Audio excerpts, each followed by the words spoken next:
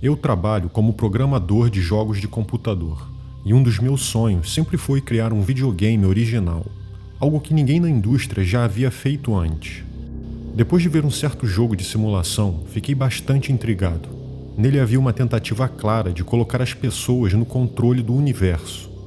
Depois de pesquisar um pouco sobre o que tornou os videogames populares, percebi que o principal aspecto deles era o controle. As pessoas em suas vidas diárias não têm controle sobre seu ambiente. A elas é dito o que fazer, para onde ir e como viver. Seus trabalhos consistem em ficar de pé ou sentados em algum lugar até às 5 horas da tarde, e então elas podem voltar para casa. São obrigadas a se mudar para outras cidades e países em busca de dinheiro. Não é nenhum mistério que elas não estão felizes. Para muitas pessoas, os videogames são uma forma de escapar para um mundo onde elas estão no controle. Podem viver vidas falsas, emocionantes e cheias de aventura. Quanto mais olho para jogos de simulação, como o The Sims, por exemplo, mais eu percebo o que os torna tão populares. Não é apenas a ilusão de controle, mas o nível de controle. Nele você tem controle total sobre a vida das pessoas. Antes desse jogo, havia um outro jogo de simulação, do qual não me lembro muito bem o nome. Era um jogo em que você não controlava as pessoas individualmente, mas um planeta Terra inteiro. O que fazia alguns desses jogos ser um fracasso era a falta de controle realista que as pessoas tinham. Dificilmente se parecia com uma evolução de verdade.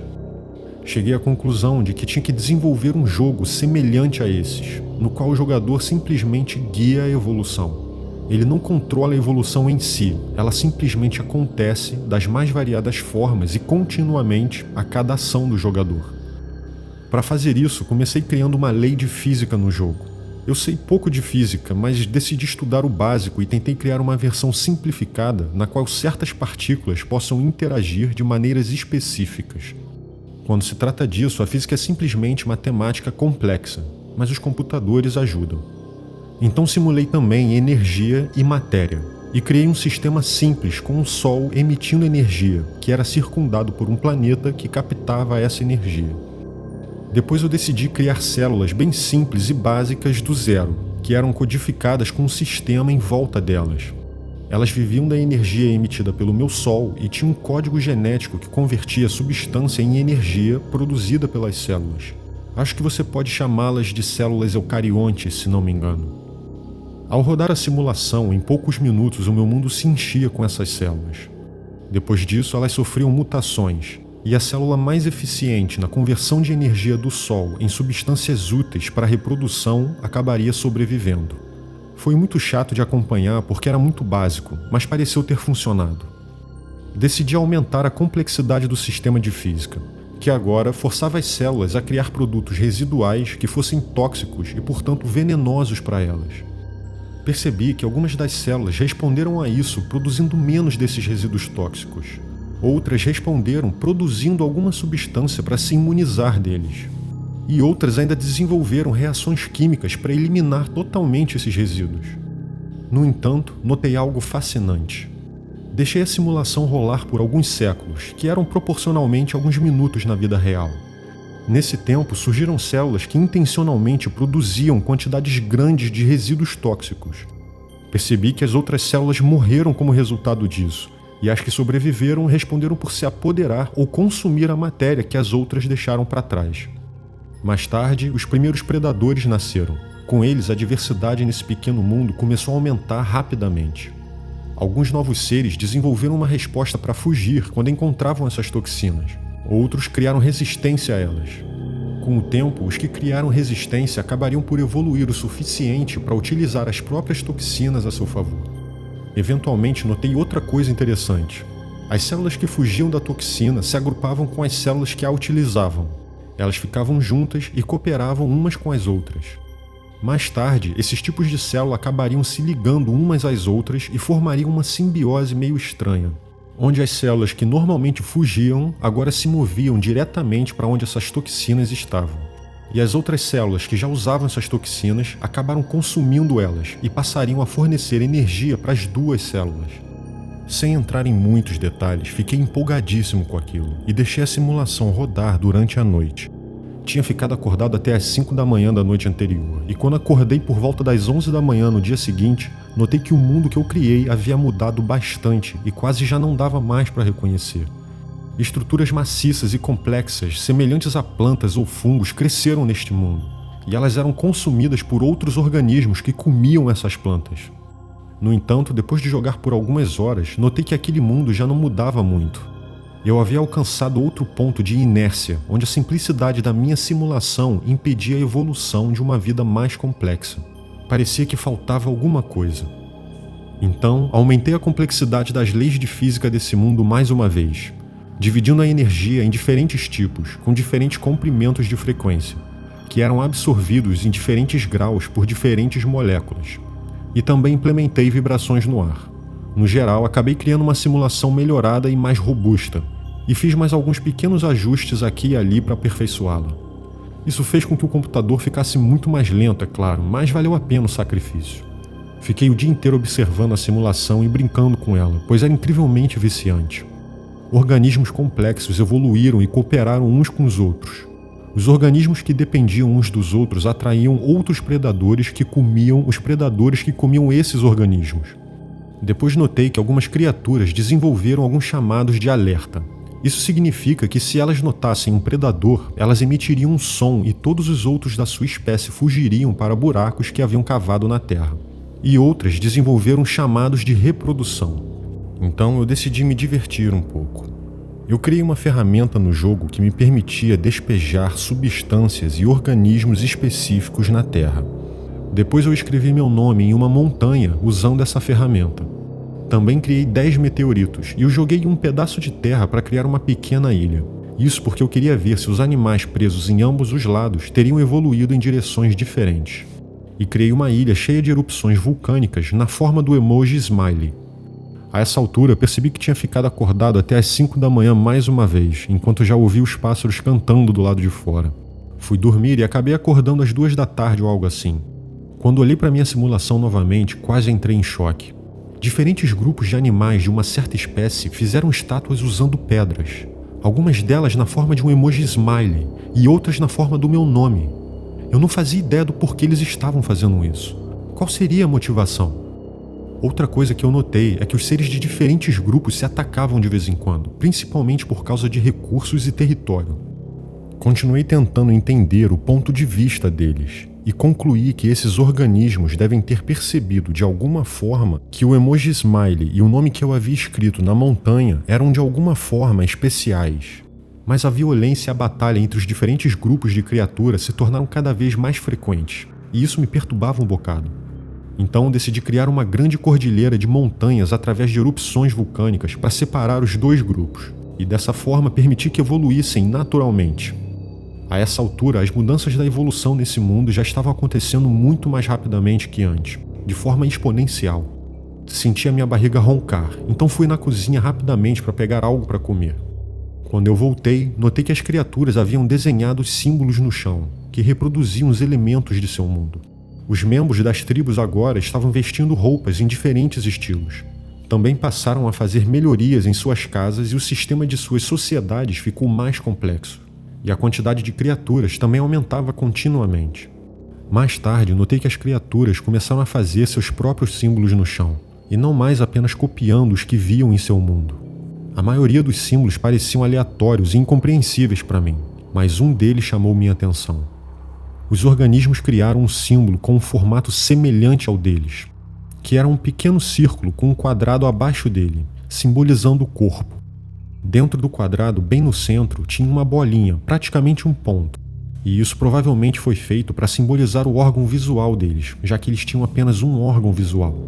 Em suas tribos, outros órgãos sensoriais e reprodutivos eram desenhados nas praças. E ao lado do desenho da figura deles, podia ser visto algo parecido com o desenho de uma seta. E bem ao lado dessa seta, podia-se ver o desenho do emoji Smiley. Então, como se uma ficha tivesse caído na minha cabeça, eu percebi o que aquilo significava. Eles não estavam se comunicando uns com os outros, eles estavam tentando se comunicar com algo lá fora. E a minha intromissão em seu mundo, de alguma forma, os fez perceber que algo poderoso estava lá fora, que era capaz de mudar o mundo deles, algo que eles não podiam ver. Aquilo me deixou tão perplexo que em um segundo eu praticamente reprocessei todos os meus conceitos sobre a humanidade. E fiquei me perguntando, será que as estruturas como Stonehenge ou as pirâmides do Egito, em meu próprio mundo, também seriam sinais de pessoas primitivas tentando fazer a mesma coisa, implorando ao seu criador ou superior para que iniciasse contato com eles? No entanto, uma coisa era inegável até agora. Essas criaturas perceberam conscientemente que havia algo lá fora. Por um bom tempo me perguntei se tinha o dever ou a responsabilidade de iniciar esse contato com eles, já que para mim eles não eram reais. Ou será que essas criaturas são de fato reais, de uma maneira diferente? Pode algo ser real apenas por ser capaz de ter um conceito sobre si mesmo? E mesmo que sejam reais, será que isso significa que eles ficariam melhor comigo iniciando contato com eles? Devo mudar a minha simulação para garantir-lhes um estado de felicidade permanente? E é mesmo possível para eu fazer uma coisa dessas? Eu não queria confirmar a minha existência para eles, mas eu queria poder me comunicar com eles de alguma forma. Então decidi programar um personagem que me representasse no mundo deles. Um organismo que se parece exatamente com eles, mas que não pudesse ser provado por eles como sendo diferente deles mesmos. E claro, é totalmente controlado por mim. Durante a minha existência na simulação, resolvi dar um exemplo e fiquei em suas tribos para ensinar português a essas criaturas, para que assim eu pudesse me comunicar com elas. Como recompensa, ensinei a elas que o português era a língua que poderiam usar para se comunicar com o Criador. Eles nunca teriam como ter certeza se isso era verdade ou não. Ainda não tinha decidido se me revelaria ou não, mas eu queria ser capaz de entender o que eles queriam me dizer. Algumas gerações mais tarde, todas as criaturas já falavam português, e rapidamente começaram a surgir em suas tribos alguns sinais e frases em português, como: guie-nos, mostre-nos sua grandeza, ajude-nos, e em tempos de doença, fome ou miséria, nos dê comida, mostre-nos um milagre, acabe com o nosso sofrimento, ó Criador. Eu senti um peso enorme nos meus ombros. Realmente eu comecei a me sentir responsável por tudo aquilo. Então decidi que não poderia manter o mundo com tanto sofrimento. Porque eu aceitaria um mundo com doenças, guerras e assassinatos se eu pudesse fazer um sem isso. Então implementei correções que foram graduais na simulação, para que não pudessem ser comprovadas como milagres. Doenças e guerras, com o passar dos anos, tornaram-se cada vez mais raras, e os assassinatos quase desapareceram. Imaginei que eles não perceberiam essa mudança se ela acontecesse ao longo de gerações. Mas eles perceberam e demonstraram isso desenhando mais sinais espalhados por suas terras. Obrigado, Senhor. Todas as bênçãos estejam sobre nosso Criador. Nós te amamos. E um em especial que fez partir o meu coração. Volte para nós. Lágrimas corriam pelo meu rosto. Há algo consciente ali e sabe que eu estou aqui. E que sou capaz de entrar em contato com eles. Mas a verdade é que eu só estou disposto a ajudá-los por medo do que eu criei. Eu senti profundamente que tinha uma responsabilidade sobre a minha criação. Então decidi ir me comunicar com eles. Entrei no personagem que criei e na simulação. Fui até um dos líderes deles e pedi para falar com todos os seus líderes mais sábios. Mas o tempo na simulação já tinha passado por muitas gerações. E quando eu finalmente entrei nela novamente, algo me surpreendeu.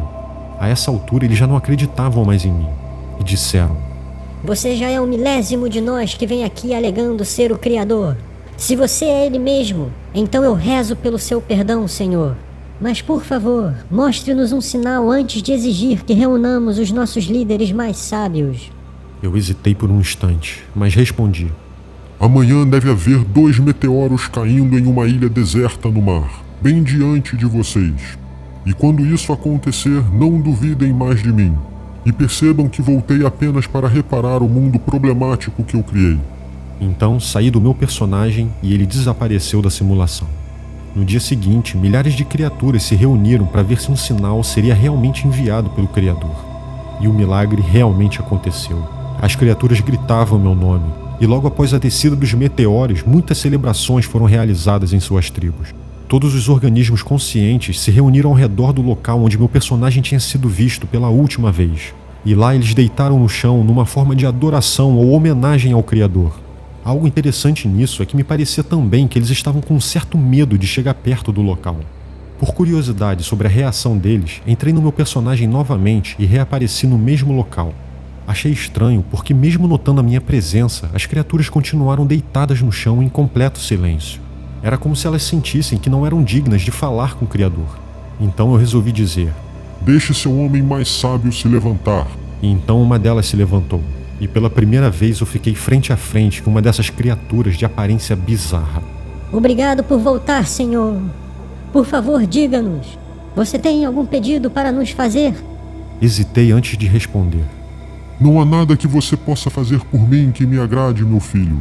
Mas peço que vocês sejam bons uns com os outros e que me contem sempre seus desejos e medos. Então a criatura disse: Sabemos que você vem de um mundo diferente e temos medo, Senhor. Entendemos o quão vulneráveis somos e o quão incompleta é a nossa existência. Por favor, permita que nos juntemos a você no seu mundo, Senhor. Esse mundo do qual você criou o nosso mundo. Eu comecei a chorar atrás do computador, mas eu tive que responder. Eu não sei como, meu filho. A criatura então respondeu: Correndo risco de ofendê-lo, ó Criador, por favor entenda a gravidade da nossa situação. Vivendo em um mundo incompleto, corremos o risco constante de desaparecer para sempre. E nós nem seríamos capazes de perceber quando o nosso fim chegaria. Há muitas formas de sofrer nesse mundo e poucas de prazer, meu Senhor. Aquilo me fez perceber que o pior dessa situação é que eles eram incapazes de compreender que eu só tinha poder dentro do mundo deles, e não fora. Eles também não tinham como perceber que o meu conhecimento sobre o mundo deles era, na verdade, bastante limitado. Eu até posso ter criado a simulação através de leis básicas, mas essas leis acabaram dando lugar a uma realidade própria que acabou se tornando muito mais complexa do que eu podia compreender. Então eu respondi à criatura: No meu mundo não tenho nenhum poder, e por isso não posso levá-lo até ele. Eu pouco entendo do mundo em que vivo, e entendo ainda menos o mundo que criei. Eu também não sei o que é melhor para vocês. Só vocês poderiam saber. E por isso, vocês precisam me dizer o que vocês querem. Como posso ajudá-los? A criatura esperou por um momento e se reuniu com os outros líderes. Eles ficaram conversando por um bom tempo, até que finalmente seu líder mais sábio se levantou e respondeu: Você criou um mundo que é incompleto, defeituoso e com criaturas que não podem escapar dele. Você também nos disse que não tem poder para salvá-las. As criaturas são completamente desprovidas de liberdade e não têm poder para mudar essa realidade. Ou seja, estamos completamente à sua mercê, Senhor. E por isso, lhe pedimos do fundo do nosso coração: pare com esse sofrimento, acabe conosco de uma vez. A essa altura eu já estava chorando rios de lágrimas por trás do computador, porque estava muito confuso e tinham me pedido para fazer o impensável. Meu próprio filho estava me pedindo para matá-lo. De repente, as luzes do meu quarto começaram a piscar intensamente. Uma lâmpada estourou e o meu computador desligou do nada. Eu gritava de desespero enquanto tentava ligar o meu computador de volta, mas notei que não estava funcionando mais.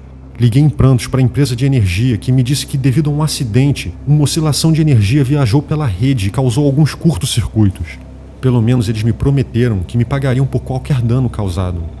Bem, depois de me acalmar um pouco, larguei o computador de lado por um momento e uma série de pensamentos vieram à minha cabeça, porque a coincidência do que tinha acabado de acontecer era grande demais para ser ignorada.